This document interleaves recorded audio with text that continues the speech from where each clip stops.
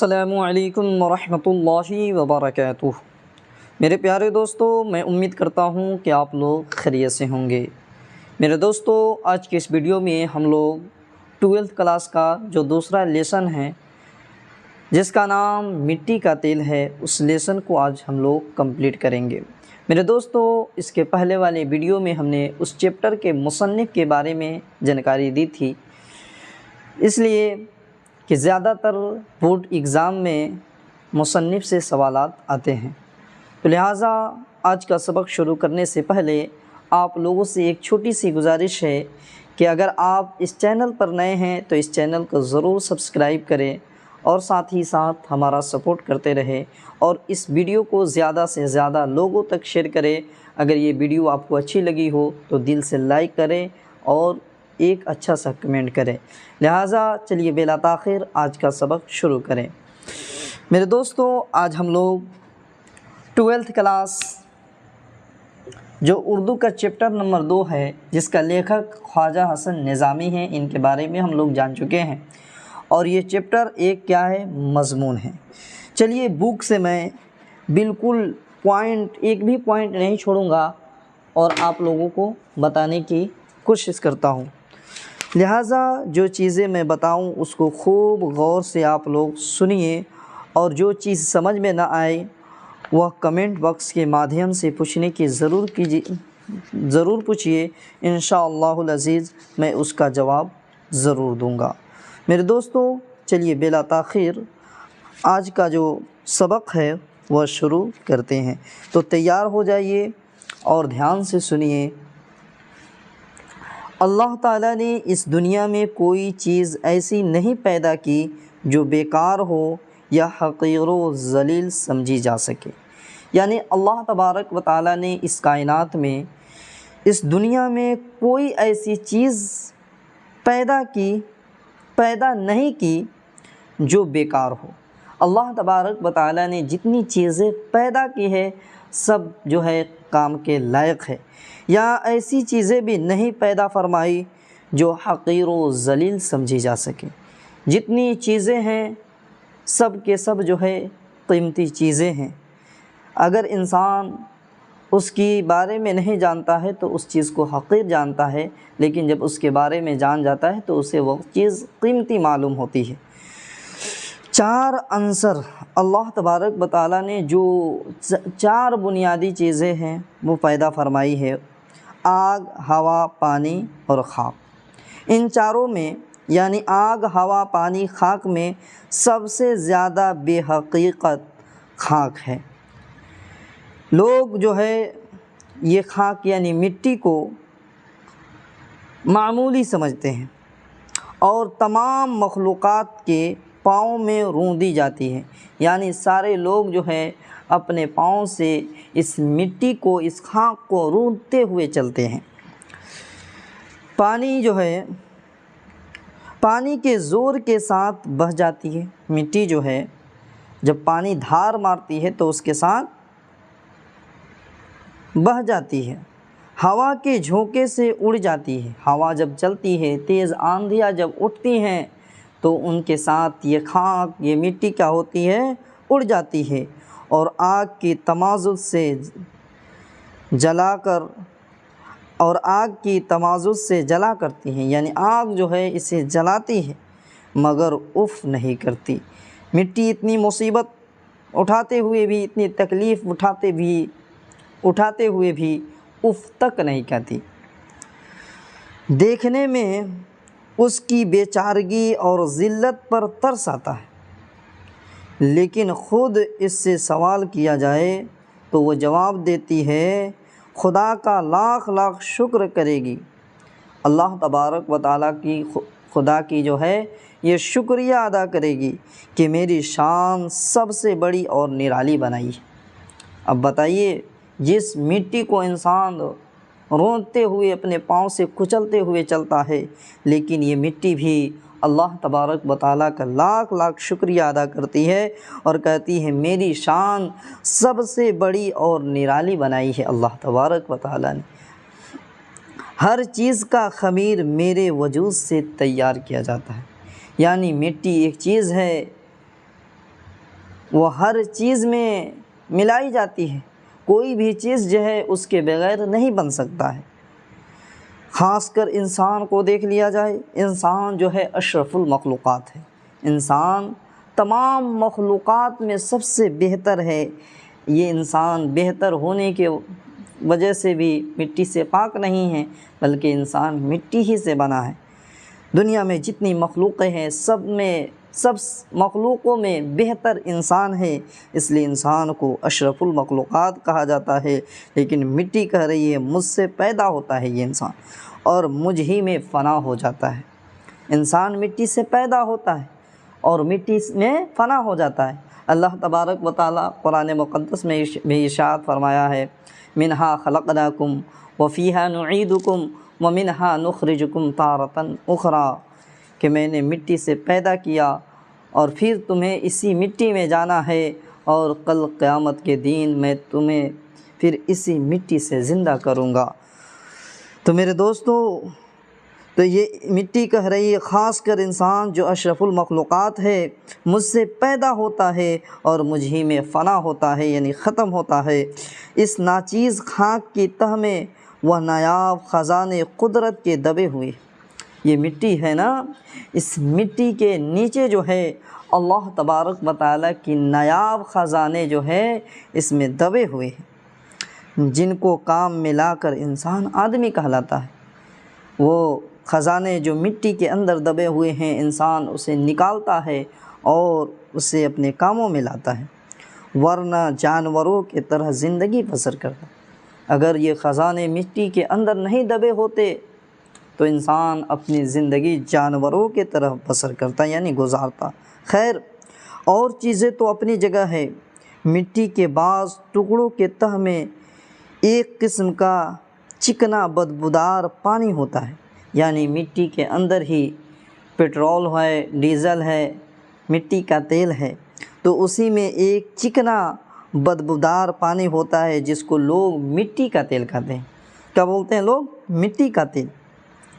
مقابلہ کر کے دیکھو تو چنبیلی کا تیل، متیا کا تیل اپنی خوشبو کے سبب اس بدبودار تیل سے لاکھ درجے بہتر ہے، یعنی خوشبو کے اعتبار سے، مہک کے اعتبار سے چنبیلی اور موتیا کا تیل مٹی کے تیل سے لاکھ گنا جو ہے، لاکھ درجہ جو ہے بہتر ہے۔ بڑے بڑے خوبصورت اور نازک دماغ لوگ چنبیلی وغیرہ کے تیل کو سر چڑھائے رکھتے ہیں، اور جہاں مٹی کا تیل آتا ہے لوگ اپنے ناک پہ کپڑا ڈال دیتے ہیں، ناک کو چھپاتے ہیں کہ اس کی بدبو اچھی نہیں لگتی ہے۔ مگر ضرورت کے لحاظ سے یہ گندا سڑا پانی تمام تیلوں سے بڑھ چڑھ کر ہے۔ یہ گندا سڑا پانی جسے مٹی کا تیل کہا جاتا ہے، یہ تمام تیلوں میں سب سے بڑھ چڑھ کر ہے، یعنی سب سے عمدہ تیل ہے۔ آج کل تمام دنیا میں اسی کے دم سے اجالا ہے، یعنی مٹی کے چراغ نہ ہوتی تو یہ دنیا اجالا نہیں ہوتا، اس دنیا میں اجالا نہیں ہوتا۔ اگر گیس اور بجلی کی روشنی نے اب مٹی کے تیل کو بھی مات کرنا شروع کر دیا ہے، یعنی جگہ جگہ دیکھیے تو بجلی ہے، گیس ہے، اور مٹی کا تیل بہت کم یوز ہو رہے ہیں ابھی۔ تو وہی کہا گیا، اگر کہ گیس اور بجلی کی روشنی نے اب مٹی کے تیل کو بھی مات کرنا شروع کر دیا ہے، تاہم اس کا عالمگیر اثر ابھی تک باقی ہے، یعنی مٹی، گیس اور بجلی اس کا پیچھا کر رہے ہیں، لیکن ابھی مٹی کے تیل کا جو اثر ہے ابھی تک باقی ہے۔ متوسط درجہ اور ادنا درجے کے آدمی، یعنی میڈل کلاس کے جو فیملی ہے، جو دنیا میں زیادہ تعداد رکھتے ہیں، میڈل کلاس کے لوگ جو ہے دنیا میں زیادہ تعداد میں ہیں، مٹی کے تیل کے سوا اور کچھ نہیں جلا سکتے۔ میڈل کلاس کے جو لوگ ہیں وہ مٹی ہی کا تیل زیادہ یوز کرتے ہیں۔ یہی تیل روشنی میں لڑکوں کو سبق یاد کراتا ہے، یعنی مٹی کے تیل سے لڑکے دیا جلا کر یا لالٹین جلا کر اپنا سبق یاد کرتے ہیں، جوانوں کو حسن افروزی کے جلوے دکھاتا ہے، بوڑھوں کو ٹھوکروں سے بچاتا ہے۔ بوڑھے لوگ چراغ جلا کر، لالٹین جلا کر اپنا راستہ طے کرتے ہیں، تو یہ مٹی کا تیل بوڑھوں کو بھی مدد کرتا ہوا نظر آتا ہے۔ اسی کی روشنی میں نمازی نماز پڑھتے ہیں۔ جو لوگ نماز پڑھتے ہیں تو مٹی کے تیل کا دیا جلاتے ہیں یا لالٹین جلا کر نماز پڑھتے ہیں، پجاری پوجا کرتے ہیں، واعظ اور کتھا کے جلسے ہوتے ہیں۔ یہی وہ تیل ہے کہ چور کو چوری میں بھی مدد دیتا ہے، یعنی چور بھی چوری کرنے جاتا ہے تو مٹی کا تیل سے دیا جلاتا ہے یا لالٹین جلاتا ہے، تب چوری کرنے جاتا ہے۔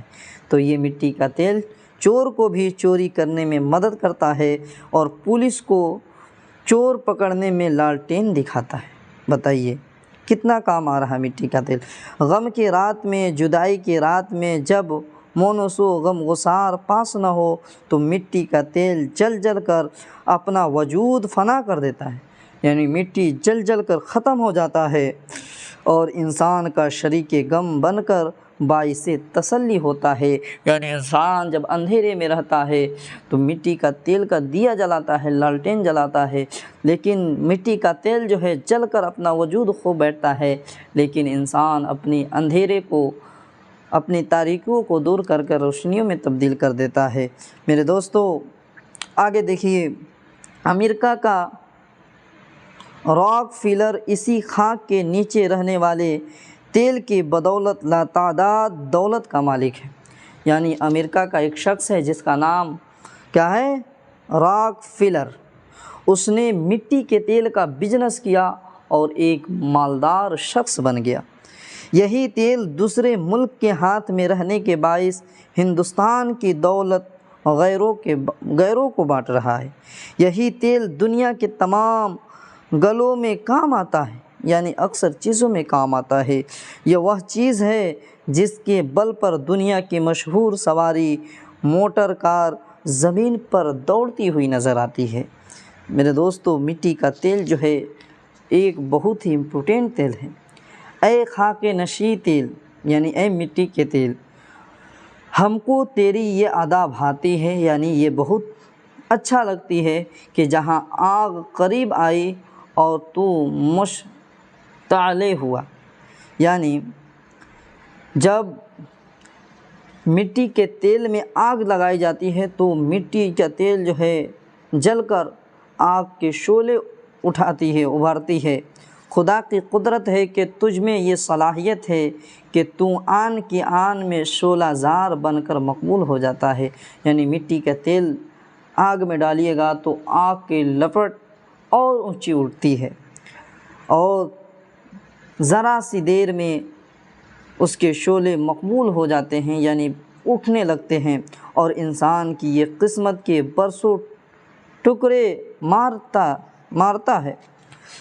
پہاڑوں دریاؤں میں سرگرداں پھرتا ہے، مگر وہ تجلی نصیب نہیں ہوتی جو وجود خاکی کو جلا کر فنا کر دے۔ تو اتنا بے غرض و بے تعلق کیوں ہے؟ تیری روشنی میں شراب خوری ہو یا عبادت الہی تجھے روشنی دینے سے کام ہو۔ یعنی مٹی کا تیل جو ہے، چاہے شرابی شراب پیے یا نمازی نماز پڑھے یا بندے اللہ کی عبادت کرے، تو مٹی کا تیل یہ نہیں دیکھتا ہے کہ یہ شرابی ہے تو میں اس کو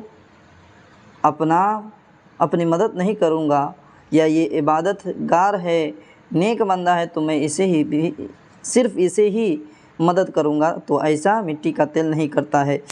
مٹی کا تیل چاہے شرابی شراب پیے یا بندے عبادت الہی میں مشغول رہے، دونوں کو فائدہ پہنچاتا ہے۔ کیا تو سستی نہیں کر سکتا جو لوگوں کو گناہ سے بچائے یا کم سے کم ان کو گناہ کرنے میں مدد نہ دے؟ کیا تجھ میں اتنی طاقت نہیں کہ خدا کے نافرمان انسان کو اپنی آتشی تماچے سے خبردار کر دے؟ بے شک تجھ میں سب طاقت خدا نے رکھی۔ بے شک مٹی کا تیل میں अल्लाह तबारक व ताला ही ने ताकत रखी है, मगर तू अच्छी ताकतों को काम में लाता है जिससे किसी को तकलीफ़ या किसी की दिल आज़ारी न हो।